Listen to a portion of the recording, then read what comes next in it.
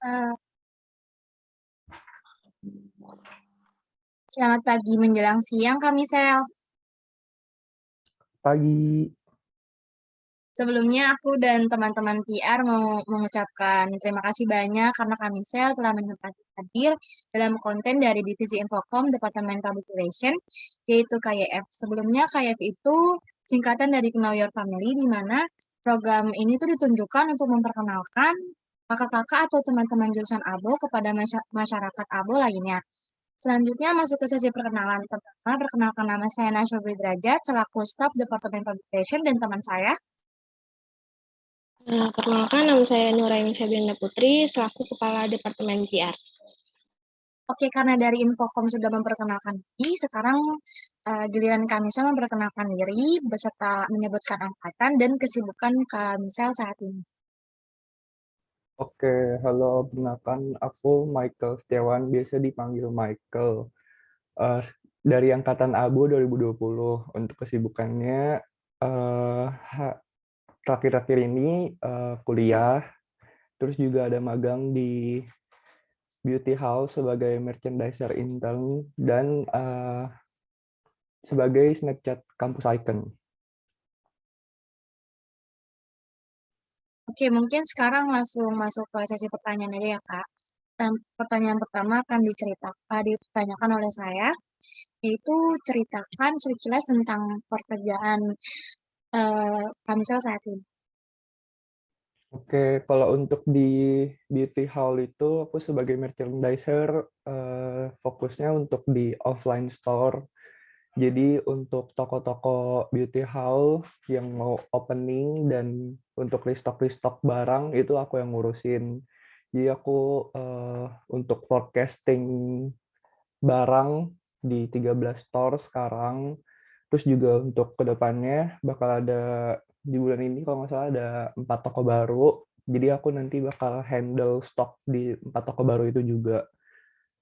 Terus untuk di Snapchat Campus Icon, aku tugasnya bikin filter kayak di Instagram gitu, dan ngebantu tim Snapchat untuk bantuin project mereka. Kurang lebih kayak gitu. Oke, kan jadwal kuliah kita kan udah mulai padat nih ya Kak ya. Kira-kira apa sih yang buat Kak Michelle tuh berani untuk ikut internship di masa kuliah? Mmm, Kalau awalnya aku ikut intern karena, eee, kegiatannya ini salah satunya masih online. Jadi kalau misalnya internnya offline, tatap muka gitu, tapi kan, untuk aktivitas kuliahnya masih online. Jadi masih bisa dibarengin gitulah. Tapi kalau misalnya untuk sekarang yang udah kayak yang satu udah full offline, yang satu lagi masih hybrid. Jadi kayak kalau untuk intern aku kadang suka izin WFH atau izin nggak masuk kalau misalnya emang ada kegiatan kuliah yang offline, kayak begitu sih. Kalau dari Kamisel sendiri, pengalaman yang didapat dari mengikuti internship itu apa Kak? Pengalaman yang ikut dari internship sebenarnya banyak, itu ada ilmu baru, ilmunya itu bisa teknikal sama ilmu ya yang emang ilmu gitu, pengetahuan. Kalau yang teknikal itu biasanya di bidang Excel, karena kan kita kerja tiap hari megang Excel. Tapi kalau misalnya di kuliah kan kita cuma dapat ilmu pengetahuan aja. Jadi bedanya itu sih. Terus juga kalau ilmu di tempat magang tuh lebih kepake karena ilmu yang dikasih tahu tuh bakal kita kerjain setiap hari. Tapi kalau misalnya di kampus kan cuma kayak ya udah pengetahuan aja. Mungkin ada beberapa matkul yang ada praktikumnya tapi ada juga yang enggak kan. Terus biasanya aku kalau misalnya ilmu yang dari intern itu lebih dulu dapat di tempat intern baru nanti dipelajarin di kuliahan. Jadi bisa tahu lebih dulu gitulah ilmunya. Oke, jadi dari internship sendiri juga Kakak bisa dapat ilmu lebih gitu ya Kak ya? Iya iya bener, contohnya itu Excel, komunikasi, relationship, terus juga ada teamwork, apalagi ya, ya kurang lebih kayak gitulah. Oke, pasti kalau Kakak ikut internship kayak gitu di masa kuliah pasti kan ada lah ya Kak jam-jam bentrok gitu antara tugas sama kerjaan di internship. Kira-kira pernah nggak Kak ngalamin jam bentrok kayak gitu? Terus gimana cara Kakak untuk membagi waktu antara kerja dan, magang? Oke, kalau misalnya tugas sama intern nggak pernah bentrok sih, soalnya kalau tugas kan kayak deadline-nya lebih lama ya. Kayak misalnya di jam 12 hari ini atau enggak di minggu depannya. Tapi kalau misalnya bentrok sama jadwal kuliah itu sering karena kan kegiatannya emang antara pagi sampai sore. Jadi biasanya karena kuliahnya sekarang hybrid, jadi kalau yang online aku ya udah kayak lakuin intern biasa kerja, abis itu sambil apa sih dengerin Zoom. Habis itu kalau misalnya emang ada tugas, ya udah nanti kerjanya setelah udah selesai jam kerja dari intern itu. Cara bagi waktunya itu eh, pakai dua, pakai diagram Pareto sama apa namanya Google Calendar. Jadi kayak Google Calendar itu buat ngasih tahu misalnya jadwal ke depannya kita bakal ada apa. Misalnya ada kuliah, terus bisa taruh juga note di sana, misalnya kayak ada hal penting di kerjaan intern yang harus diselesaikan, misalnya deadline-nya tanggal berapa, jam berapa. Aku taruh di situ. Nah, terus nanti aku dari kegiatan-kegiatan yang ada di Google Calendar itu, aku urutin prioritasnya. Itu ada 4. Yang pertama itu penting dan mendesak. Yang kedua, penting, mendesak, benar, penting tapi nggak mendesak. Yang ketiga itu mendesak tapi nggak penting, yang terakhir itu nggak penting dan nggak mendesak. Jadi kayak yang paling penting dan paling mendesak biasa tuh kayak lebih banyak di tempat kerjaan magang karena kayak deadline-nya lebih mepet dan udah pasti penting. Tapi kalau misalnya di tugas kuliah kan kayak paling yang penting itu cuma tugas kan, dan deadline-nya itu biasa ya gitu, kalau nggak 1 hari ya 1 minggu. Jadi lebih prioritasin ke kerjaan sih kalau aku. Oke, jadi Kakak berarti, ini ya, harus mencatat mana yang penting dulu untuk di-reminder gitu ya, Kak, biar nggak lupa? Iya, iya benar. Oke. Mikael sendiri itu ada kegiatan atau organisasi lain nggak Kak di luar kampus? Kalau kegiatan lain paling sekarang lagi iseng-iseng coba ikut volunteer gitu sih. Yang terakhir itu kemarin volunteer event Formula E, yang sekarang lagi berjalan ini volunteer event konser musik. Tapi masih di September buat main eventnya. Kalau sekarang masih pra event. Jadi kayak ya gitulah, bantu jual tiket apa segala macam. Kalau organisasi yang di luar kampus FLMPI, soalnya kan apa ya, dia kayak nggak termasuk di lingkungan kampus kan. Kalau organisasi yang lain-lainnya di luar kampus belum ada, tapi rencananya udah ada. Oke, semangat Kak buat organisasi dan volunteer di luarnya. Oke, dari Kakak sendiri ini tips buat mahasiswa yang masih ragu buat ikut internship tuh apa, Kak? Eh, Jangan ragu, jangan takut, coba aja nggak apa-apa. Gagal jadiin itu pembelajaran, karena kalau misalnya kita nggak pernah nyoba, kita nggak akan pernah tahu gimana hasilnya. Terus eh ya nggak apa-apa, coba aja, karena kan kita hidup kayak rame-rame sama orang lain. Nah, nanti untuk di masa depan kalau misalnya kita mau cari kerja atau apa, kan kita juga harus, biar menonjol, harus punya pengalaman yang sesuai lah, misalnya sama bidang kerja impian kita. Misalnya kamu di masa depan tertarik buat jadi di bidang keuangan. Nah, coba dari sekarang coba cari pengalaman-pengalaman yang berkaitan sama bidang keuangan, biar ke depannya nanti kalau misalnya lamar kerja atau apa punya nilai lebih karena kamu punya skill di bidang itu, pengetahuan di bidang itu.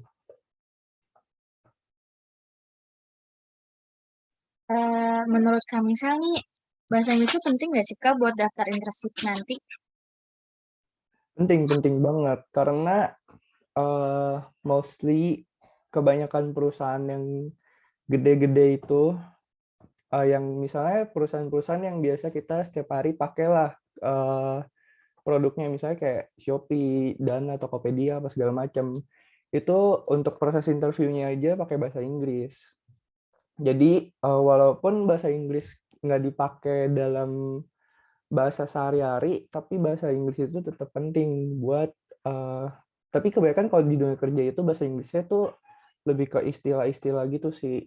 Tapi itu juga bakal berguna kalau misalnya kita bakal berhubungan sama orang yang dari eksternal. Itu kan jadi kayak kita nggak selalu kerjasama sama orang Indonesia. Kita mungkin juga akan kerjasama kayak dari perusahaan lain, tapi dia karyawannya itu dari luar kayak gitu. Kalau perusahaan gede biasanya yang multinasional kayak Shopee, JDID, yang emang gede-gede gitu, mereka karyawannya nggak dari orang Indonesia aja. Jadi biar gampang komunikasinya, kita juga harus bisa bahasa Inggris.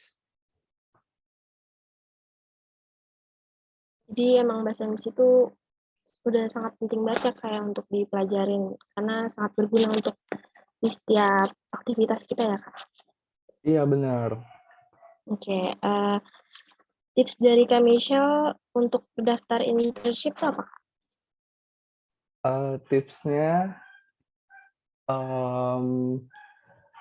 yang pertama itu jangan takut, jangan ragu, daftar aja. Karena kalau misalnya kita nggak coba, kita nggak tahu hasilnya. Terus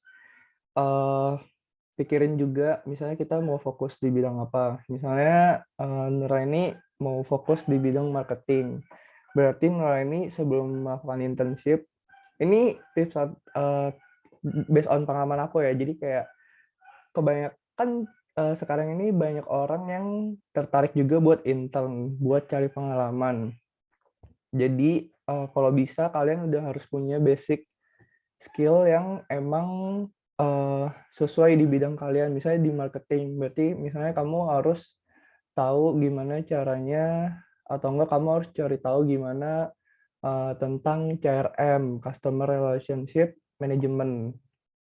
Itu belajarin apa aja, terus ada aspek-aspek apa aja segala macam. Biar itu jadi nilai tambah nanti di CV kamu, karena kan tahap pertama screening untuk cari kandidat baru itu kan dari CV.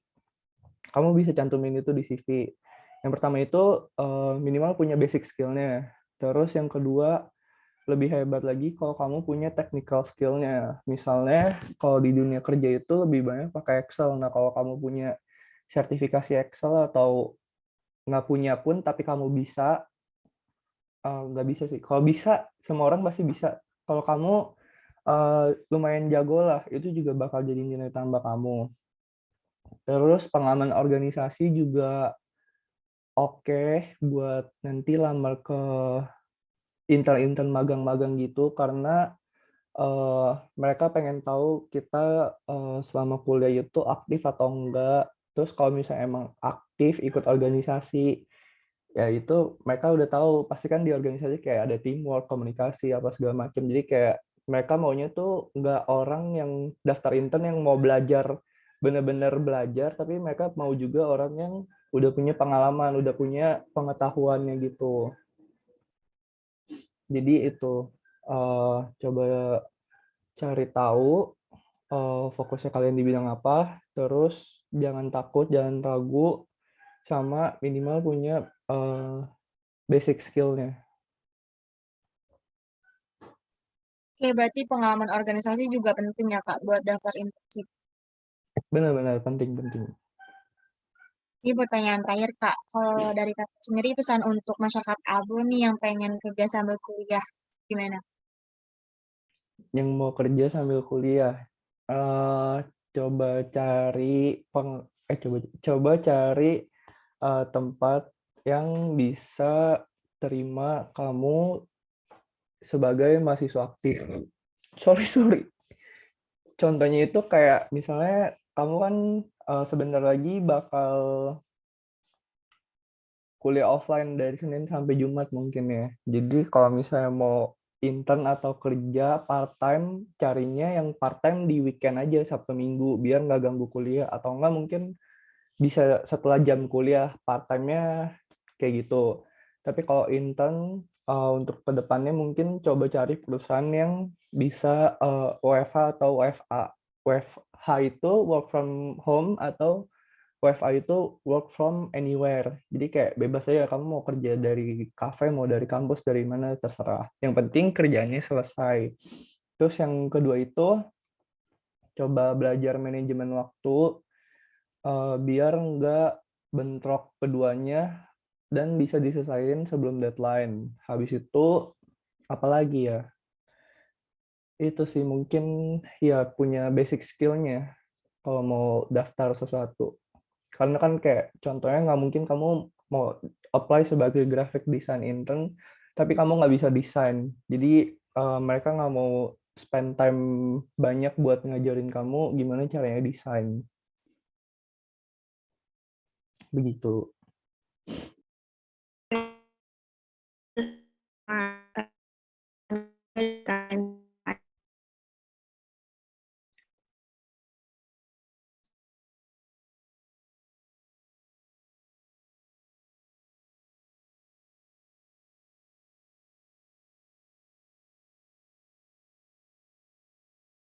Oke, mungkin cukup sekian aja ya Kak dari KYF hari ini. Mungkin sebelum Kak Michael keluar dari room bisa screenshot dulu untuk dokumentasi Kak. Oke. Oke, siap ya Kak? 1, 2. Oke, sekali lagi ya Kak. Boleh gaya bebas. 1, 2, 3. Oke, makasih banyak ya Kak Michael udah nyempetin waktunya, udah ngeluangin waktu buat hadir di KYF hari ini. Oke, terima kasih juga Nuraini sama Nasya buat kesempatannya. Iya, makasih juga Kak udah bisa meninggalkan ruang Zoom Kak. Oke, thank you. Ya Kak, Iya. sama-sama.